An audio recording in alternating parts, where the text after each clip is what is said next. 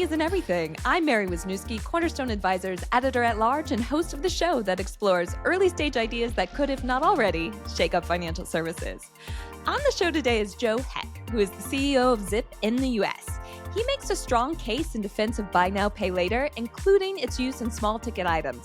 We also get into why Zip is no longer letting customers fund buy now, pay later with credit cards and his take on crunching buy now, pay later into underwriting models. Here's our convo. Joe, welcome to Money Isn't Everything. Thanks so much for joining me today on the show. Thanks. Yeah, excited to be here. Well, I'm excited for you to be here because I read not too long ago a very, let's call it vivacious interview with you on American Banker about buy now, pay later. And so I want to explore all your thoughts and feelings about buy now, pay later because you were really pushing back against buy now, pay later skeptics. And I think among the examples you were using was in reference to Coachella, because I remember like when buy now, pay later was coming for Coachella, there was a lot of headlines of like, oh, you know, this is how younger adults are wasting their money and that kind of thing. But, you know, how do you push back on the skeptics, or what's your take here?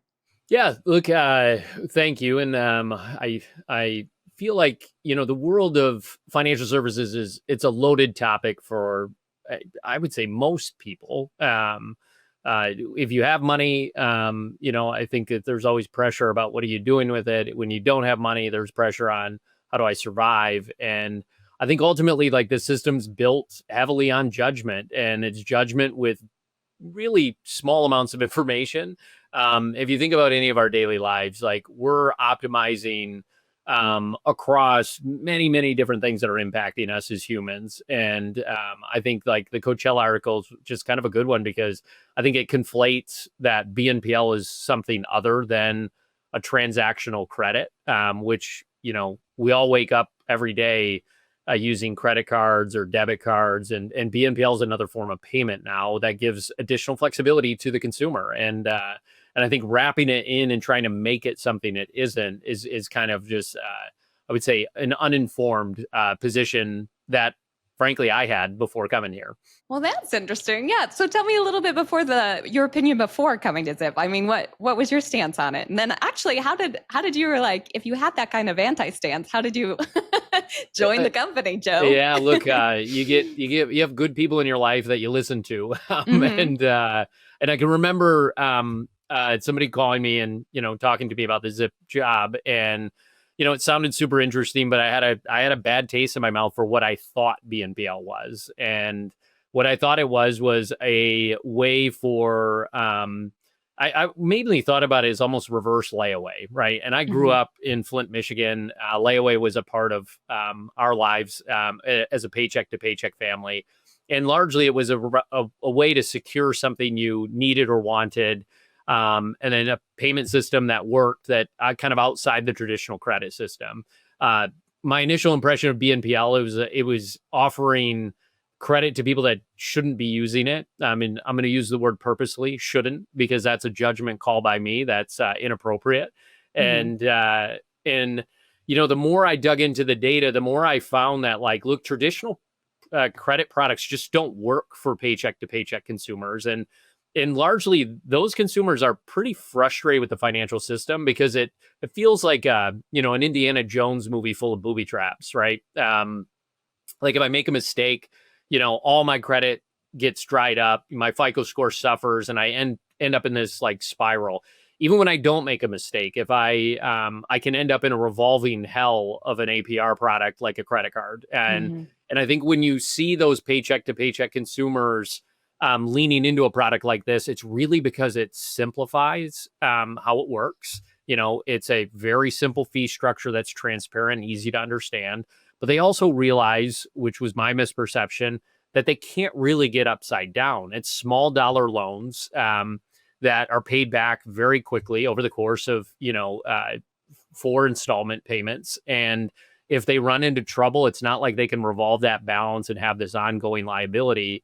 You know, that sits there, they get it paid off, and they choose to use credit in a responsible way. And I think meeting the consumer where they're at in their financial journey without that judgment, letting them kind of optimize their ability to manage their money, BNPL just becomes a really good product to complement what they have. You're touching on something, so I'll just key it up right now. That's what you said. Again, this is back to the American Banker interview, but you were talking about how traditional finance is largely based on judgment. You went on to say, look at every budgeting tool. They're all borderline fad diets because they're really not all that personalized. They're all about the ways you're spending your money wrong.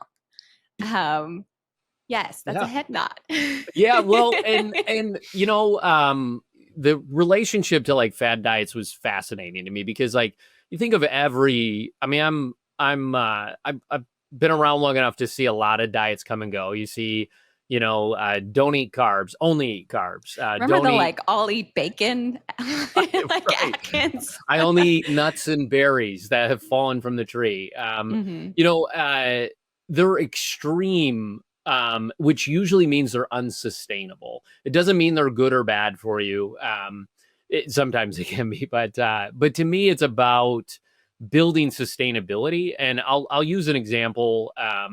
Like if you think of like the typical budgeting advice of like, hey, if you could just stop going to Starbucks, you would save so much money in your budget and you would have a happier life.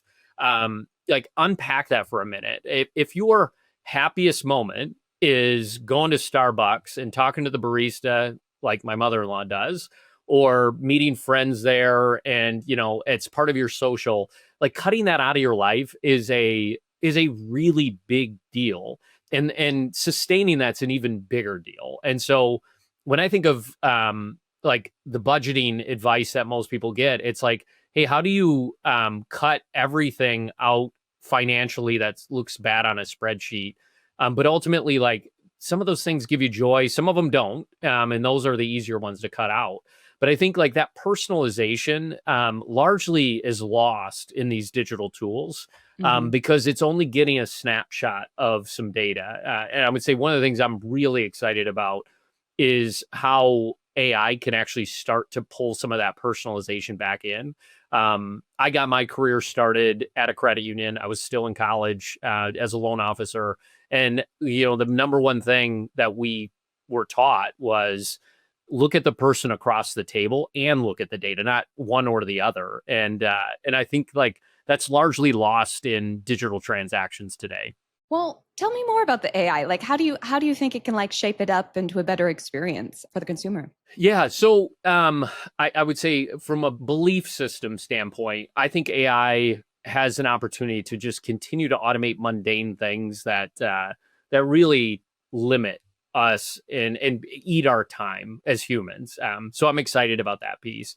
The part where I think it can be a thought partner is help pull out more and more creativity from us. And so we're seeing that in our internal teams, which is super exciting to watch play out, because like basically it allows like our employees to optimize themselves and work on the things that like only they do great.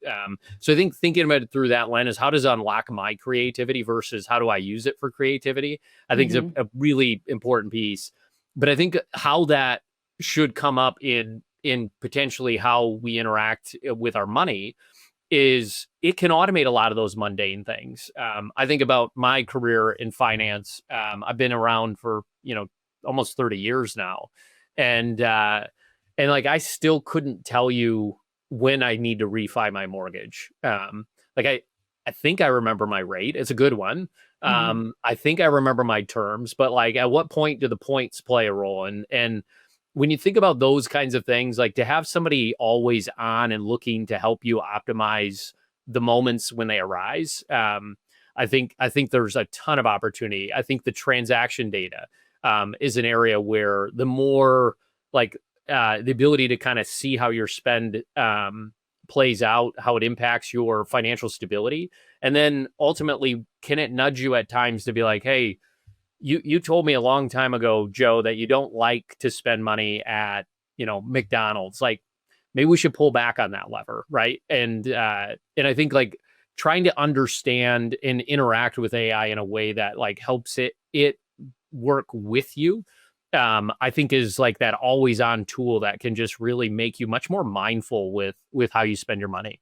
I like that idea. I even remember a startup that was, I think they had their users like mark like this purchase made me happy or not, or not happy. And I mean, that's definitely not for everybody, but I do think there's something to be said of like, yeah, I'm very okay with, I don't want to use the word overspending, but spending more in certain ways that someone else might say, what are you doing on Uber Eats?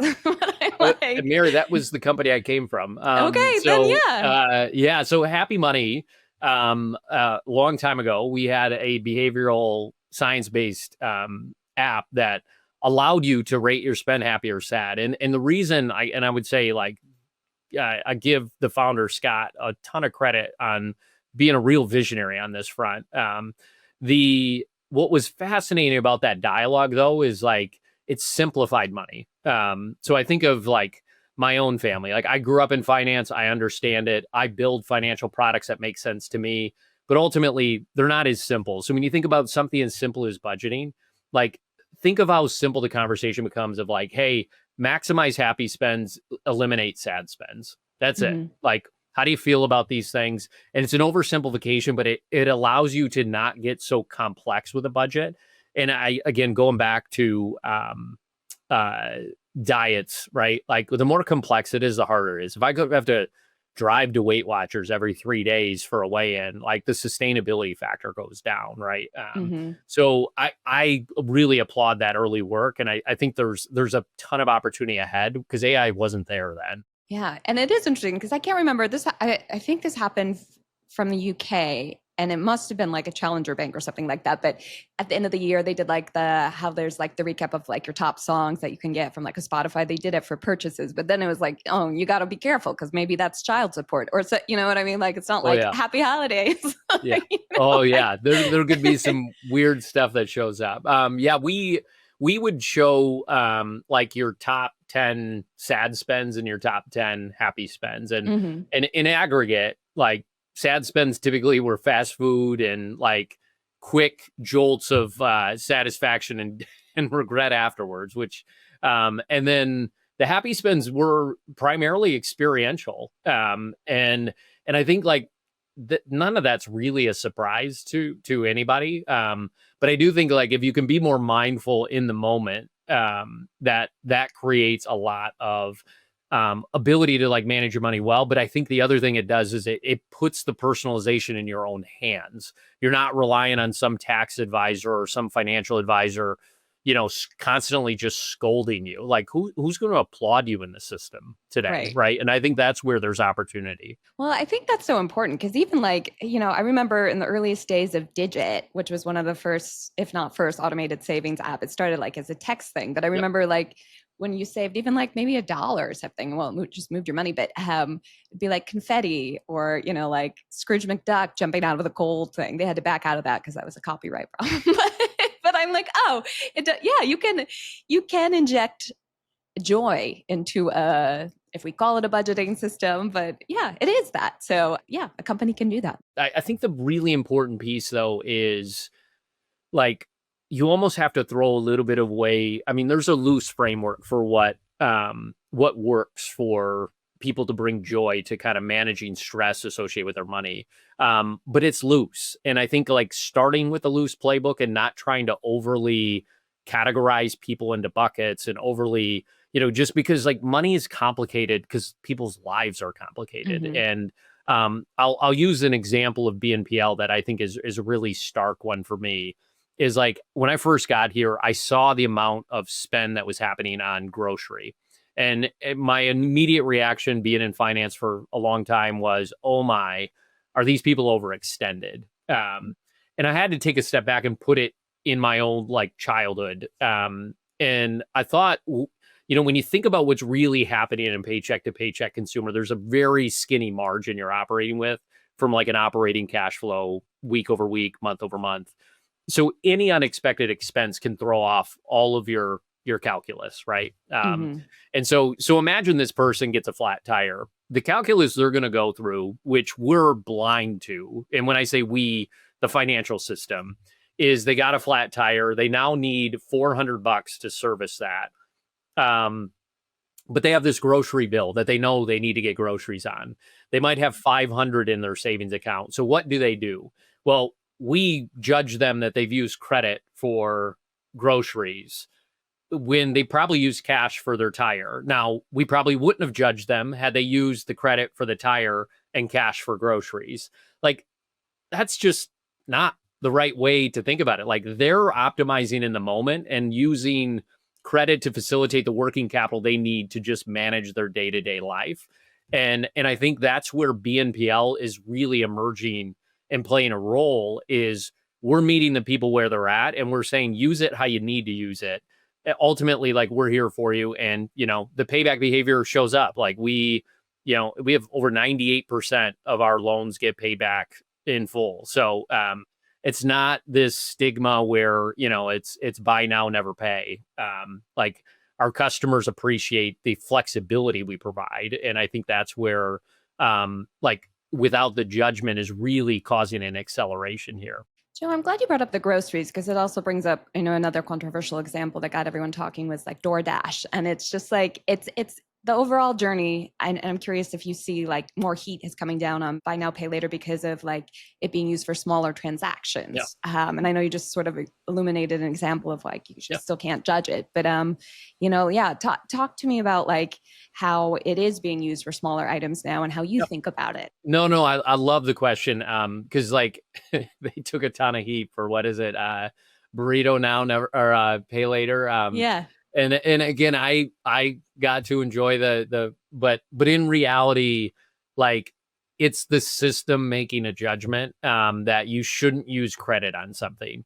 That same system doesn't seem to blink an eye that you used a credit card at Chipotle the day before, right? Mhm. Or you're using a credit. Like, we all use credit cards from a credit privilege standpoint. We use credit cards to finance all our day-to-day stuff. We leverage that 30-day float. We get a couple rewards from it, and then we pay it off at the end of the month, hopefully, if nothing unexpected happens. I think if you think about it through that same lens of, hey, using BNPL for smaller purchases to leverage the float, because I don't trust credit cards. And if a credit card goes sideways on me, I'm going to be rolling it at a very high interest rate. Mhm. This is a simple product and easy to understand. And so you think about the those smaller purchases. It's just another form of credit that gives that working capital to an everyday, what I would say is underestimated American, when you look at the traditional financial system's treatment. Now, Joe, one criticism I have heard over the years about buy now, pay later is like this worry, or in some cases, evidence of like, consumers like stacking different Mhm. buy now, pay laters from different providers, and then like, maybe innocently even forgetting like a payment, or just like it's trickier to manage, maybe. And so I'm just curious how you view that criticism. Yeah. So from Zip's lens, I think we treat our customers with what I would consider like a low and grow mindset from an underwriting perspective. Is we approve you for a small dollar amount if you pay us back in full and on time. Your spending power can increase. If you don't, your spending power disappears. One late payment, you can't access additional credit. I think, like, when you look at this idea of loan stacking, one, it's largely been disproven already that it doesn't happen. And now certainly it does on the fringes. But I think the way I look at it as, like, there's bad actors in every industry. And if it's just a different form of fraud. Largely what we see across the industry is consumers are using this responsibly.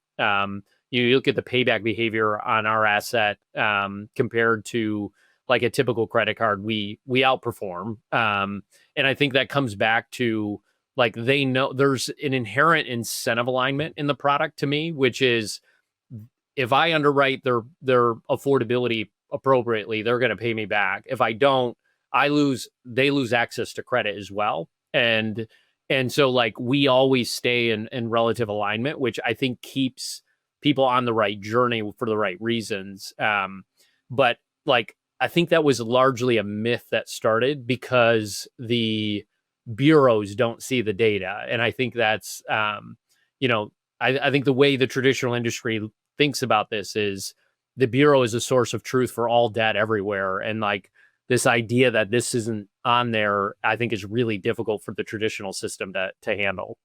Joe, I don't know why, but I just wanted to say bada boom because you led me into the next question, which is one of the hotter debates right now is like crunching this data into like the FICO scores, and you're seeing different buy now pay later vendors have different views on this of like, oh, is this actually going to hurt the consumer if it's being used in their in underwriting them? And Yeah. how do you view this? So let me start with the bureau. The bureau, like I think one is like we treat it somewhat as like the financial wellness indicator for consumers, especially in the U.S. Mm-hmm.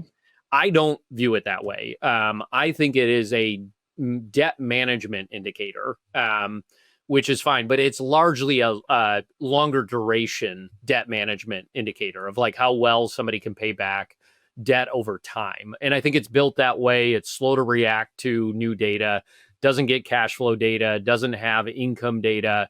So when you think about managing both sides of the balance sheet for an individual consumer, like it only handles the liabilities, it doesn't handle the assets, right? Mm-hmm. And so like how can you get at affordability without that? A lot of assumptions. So when I look at BNPL, like it's a short duration asset. You pay it off over the course of 6 weeks. And so putting that into a bureau, one, I don't think it adds a lot of credibility to somebody's ability to manage long-term debt. So I don't know where the value really lies for the consumer there. But I think the other thing that I'm really passionate about, especially when I think of these underestimated paycheck to paycheck consumers, if you're operating with a really tight paycheck window, like you're bound to have late payments, sloppy payments, anything like any inconsistency in that paycheck to paycheck is going to cause issues. And I think not being overly punitive is important. So for me to report a late payment, or, anything that like damages the consumer's view of credit from a FICO perspective, like that spirals in all sorts of ways on their lives. So think of like a low FICO score. I got to have a bigger down payment for an apartment. I've got to, every cost of credit everywhere in my life is more expensive. My car insurance, my life insurance, everything becomes more expensive because FICO is such an important piece of underwriting models. So to me, I align much more with, look, if we can do consumer good with reporting to the Bureau, I'm there. But I think there's a lot that I can't see how it's going to like help the consumer in this moment in time. And again, I'm open to that continued conversation, but I just believe it's gamifying debt. Mm-hmm. Think about it. You can't get a FICO score if you don't take out some debt. Like that means people that never take out debt have null FICO scores and can't get credit anywhere, which is just a bizarre thing. It is a bizarre thing. I mean, it is really bizarre thing. I mean, Joe, but what would it take, do you think, where you'd be like, oh, I'm more open to this? Because I do see a possibility here of like maybe this individual isn't using like credit and needs to build up. It's a great question. And I actually had this debate with a good friend of mine that's at one of the big bureaus. And he and I were kind of going back and forth on it. And I think one of the places that could make sense is like charged off loans, right? Like Mm-hmm. once a loan's charged off, a consumer can't get credit from me again until they pay off that charged off balance. And that is a sign that like they're not handling credit responsibly. But I think there's an element here that I would love to. I'm becoming more passionate about is how do we be in the like forgiveness game, right? Mm-hmm. So like if somebody does run into hard times and we have to charge off their loan, well, if they come back and pay me off, like I'd love to wipe that off their bureau, assuming I reported it. Mm-hmm. But I look at this like idea that like people's circumstances change largely for reasons out of their control. And like I think where BNPL can play a really good role is on these folks that need that forgiveness, go up against tough times, recover and come back. And I think like we're not looking to catch them in some booby trap. I think we're looking to engage them and make sure they stay in the lane that keeps them kind of operating, but not operating with like an overwhelming amount of stress. Yeah, I really like that idea because, yeah, certainly circumstances change. Sometimes they're pretty bleak for a moment, and then Yeah. hopefully they get a little bit better. Yeah, well, I mean, you look at all the collections, they're largely medical. I mean, it's if you think about it, like usually there's this underlying um like unexpected expense. And I guess look, I live maybe a little naively in a view of the world where most people are doing the best they can with what they have. And like there's bad actors, of course, but most people have good intent. And I think meeting them there with that same mindset as a company is something we can do different. Joe, it's interesting you bring this up. One of my first writing jobs in financial services was covering the technology debt collectors use. And one bizarre thing, that's why I followed all those stories, but this was another country, it might have been Spain, but they were using shame for a debtor of like, and the tactic was dress up as Zorro and follow them around. Like, and so that's always what comes in my head of like, oh my gosh, I don't think that's going to get results. Other than No. yeah, other than someone's wasting their time dressed up. It could be hot too. Joe, I wanted to ask you about because Zip's roots are in other countries. It's Australia and New Zealand, and I'm kind of curious how that might have informed the product differently in the US, if at all.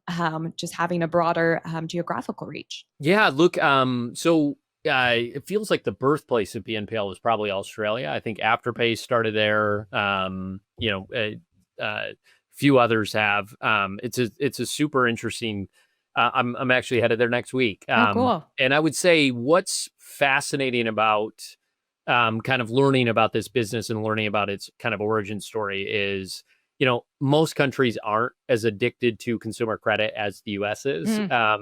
And we're not, we have this massive consumerism here that served the economy well. But like largely, like, you go to Australia, I think the average age for a credit card customer there is like in its late 40s, early 50s, maybe. Mhm. That certainly isn't the experience I had growing up. I think Cap One was all over my college campus, making sure everybody had a credit card by the time we got out. So I think like this version of using credit is very different. So when you think about using credit in a society that isn't over indexed on credit cards, like the simplicity of this product, you can see the attractiveness. Applaud Klarna. They're very, very strong in Europe around this same thing. And the data point I always point to is it's a BNPL still only makes up 2 to 3% of total transactions in the US. If you look at Australia, it's 15 to 18%. The same as Europe. Europe's 15 to 18%. So I still think we're in the early days of consumer adoption and comfort. And I think even my last, I've been here a year now, but like the last couple of years, I think you're starting to see like people understand the product and like a lot of the negative stigma is starting to erode. And look, I'm really excited and proud to work for a company like this because I do think we make such a bigger impact on this underestimated American than any financial services product that I've been associated with before. And again, I think a lot of people try to do this well. And I came from credit union land, but like once you start to dive into these, more volatile income bands, like it's harder to do this at scale. And I think BNPL is just such a simple product to be able to do that.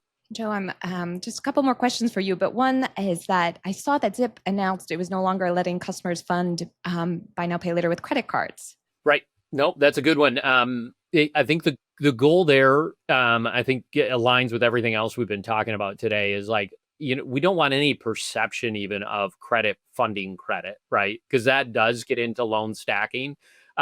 So making sure that like we're tapping that people aren't either intentionally or unintentionally doing that. So tying into a debit card or direct to the bank to make sure that the payments are not just credit to credit was important to us. And we really haven't seen any consumer issues on that front. We grew over 40% year over year. And, that is, I think, a testament to like the loyalty and engagement we drive with our users and the growth opportunity here in the US. And Joe, final thoughts, and also how should one reach out to you if one wanted to? Yeah. And the answer can be don't. Yeah. No, look, I feel like my role, both in and out of Zip, is to destigmatize, I think, the perception that this product started with. I think Zip is in a really unique position where we help merchants with, abandonment rate, because largely, this customer base will end up in checkout and have insufficient funds or inability to access other forms of credit. One of our largest merchants, 18% of their customers would have had to abandon their cart had Zip not been in the checkout lane. So merchants are a really, really critical partner for our company. And same with consumers. Like, once we engage a consumer, we try to do right by them all day, every day. And I think it's exciting to work at a company like this. So I would welcome the conversation with most anybody. And Always good to have an asterisk. yeah, but it's the simplest way is to go to our website at zip.co, and there's always an ability to access the folks here, and I spend a lot of time with customers, merchants, and I love to engage in conversations like this, Mary. So thank you for having me and indulging my opinions. No, it's lovely. And just the last thing is, what's the image on your phone's lock screen? It's a funny one. It's my two kids. Uh-huh. We were on a family vacation and there was bunk beds in the bedroom. And at one point they opened the door, they're both in there, and it looks like, they looks like they're stacked on top of each other, because one Uh-huh. was kind of leaning, and both their heads are just out of this dark room peeking out. But that is my lock screen. I've got a 7 and 5-year-old, and they are a handful in a lot of fun ways. Well, that sounds like the perfect image. So, Joe, thanks so much for being on Money Isn't Everything and spending your time and dishing out your thoughts here. I really appreciate it. Yeah, thanks, Mary. I appreciate it as well. So, okay, one thread that I find especially interesting is how it's for the consumer to decide whether a purchase was worthwhile, not the banker. It's a good reminder that even with data, you may not know the full story. If you enjoyed today's Money Isn't Everything episode, make sure to hit that follow button on Spotify, Apple Podcasts, YouTube, or wherever you're listening. I've got more great conversations coming your way, and you don't want to miss them, I hope. Next up, we're talking to a fintech CEO who's bringing in the views on TikTok, talking scams. Catch you then.